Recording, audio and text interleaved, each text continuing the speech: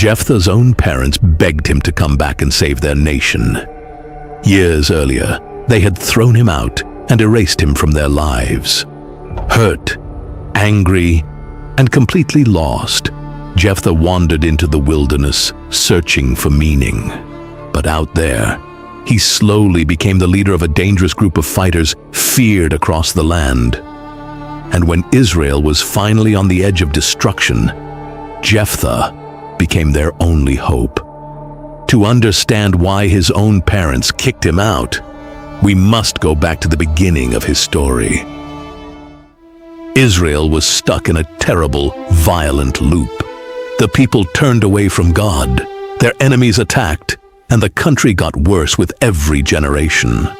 As the nation grew darker, even its heroes became dangerous and deeply broken. In that harsh world, a boy named Jephthah was born. His father was a rich and important leader named Gilead. Gilead was married and had several sons with his wife, but Jephthah was not one of them. Jephthah's mother was a prostitute. His father had cheated on his wife. Instead of sending the boy away, Gilead brought Jephthah into his main house to grow up with his other children. Back then, who your parents were meant everything. It decided your money and your future. Because he lived in the main house, Jephthah was a walking reminder that his father had cheated.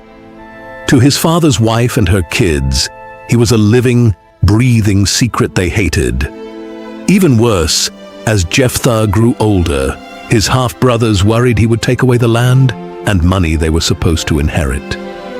When the other sons grew up, they decided they wanted him gone.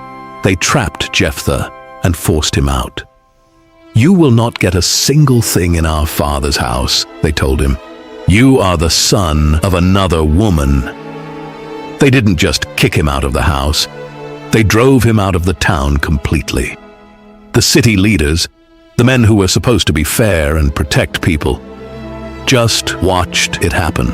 Jephthah lost his family, his home, and his rights. He was thrown away like a mistake they wanted to erase. He walked away from the only life he knew and headed east, deep into the wild. He reached an empty, rough place called Tob. It was a dangerous land near the desert where polite people never went. But Jephthah was no longer a polite man. He had to eat, and he had to survive. Slowly, the desert drew other people to him. The Bible calls them worthless troublemakers, but they were really just castaways. They were men who owed too much money, men running from the law, men who had been chewed up and spit out by society, just like Jephthah. They gathered around him, and he became their leader. In the harsh desert, Jephthah turned this group of rejects into a deadly army for hire. They robbed, they fought, and they survived. Jephthah learned to be tough, smart, and ruthless. The boy who was thrown away turned into a dangerous warlord. While Jephthah was growing stronger in the shadows, the nation that kicked him out was falling apart. The Israelites had once again started bowing down to the fake gods of the countries around them. This time, when they cried out for God's help, the Ammonite army moved in. The Ammonites crossed the Jordan River and set up their camp, ready to wipe Israel off the map. The Israelites were terrified. The city leaders of Gilead, the very same men who let Jephthah be thrown out, held a panicked meeting. They had no general. They had no army. In their fear, they said whoever would lead the fight would become the ruler of the people. But no one stepped forward. Fear makes people selfish. The leaders looked around at each other, but nobody wanted to risk dying. Then, someone finally remembered Jephthah, the outcast, the criminal, the dangerous fighter living in the wilderness. Suddenly, the man they had thrown away became their only hope. So the leaders traveled out into the wilderness to find him. Imagine the moment. The same people who once watched him get kicked out now came crawling back because they needed him. The leaders stood before Jephthah and begged him to come back and save them from the Ammonites. Jephthah looked at them and basically said, "Are you serious? You hated me. You threw me out. Why should I help you now?" The leaders admitted they were desperate. They promised if he saved them, he would become their permanent ruler. Jephthah agreed, but he made them swear an oath before God, before marching to war. Jephthah tried something surprising.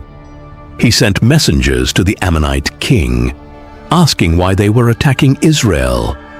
The Ammonite king claimed the Israelites had stolen his land years earlier when they came out of Egypt. Jephthah answered carefully. He explained that Israel had not stolen the land from the Ammonites. They had taken it from another nation during battle after that nation attacked them first. He reminded the king that Israel had lived there for hundreds of years already. If the land really belonged to the Ammonites, why had they waited so long to ask for it back?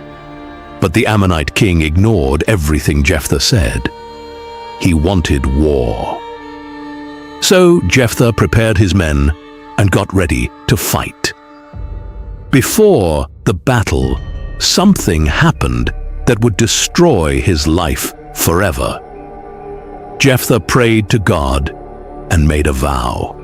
He promised that if God gave him victory, he would sacrifice whatever first came out of his house when he returned home safely. It was a terrible promise, but Jephthah was desperate. Then the Spirit of God came upon Jephthah. He gathered his fighters and marched toward the Ammonites. The battle exploded across the hills and cities. Jephthah and his men crushed the Ammonites. 20 cities fell before them. The enemy army collapsed, and Israel was saved. Jephthah had become exactly what the leaders needed, a brutal warrior who could win wars.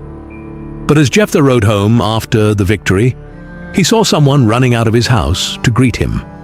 It was his daughter, his only child, dancing with joy because her father had returned alive. Jephthah tore his clothes in horror. He told her about the vow he had made to God before the battle. The girl answered with unbelievable courage. She told her father if he had made the promise before God, he had to keep it. But she asked for 2 months first.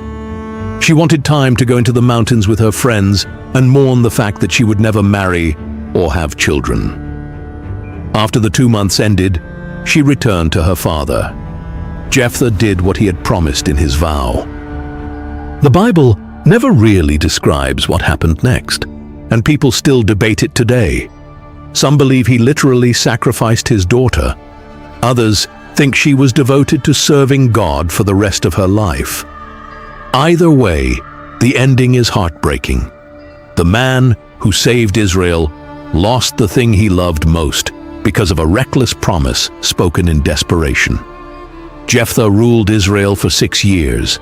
Then he died, and they buried him in one of the towns of Gilead. His time as ruler was short, bloody, and tragic. When people think about Jephthah, they usually remember the horrible vow and the innocent daughter who paid the price for her father's mistake. But Jephthah's story is bigger than that. It is the story of what happens when a broken person gains power without healing first. Jephthah was rejected, humiliated, and thrown away by the people who should have protected him. Instead of healing from his pain, he buried it under anger, violence, and pride. His daughter became the cost of a promise that never should have been spoken. That is what makes Jephthah's story so terrifying. It is not just about one bad decision. It is about how pain can twist a person if it is never healed. In the end, the greatest victory of his life became his greatest tragedy. He defeated Israel's enemies, but he could not defeat the brokenness inside himself. Hey guys, hope you liked the video. Please like and subscribe and comment which country you guys come from. It'll truly help us. If you liked this video, then I'm sure you'll love this video also. Till the next video, see you later.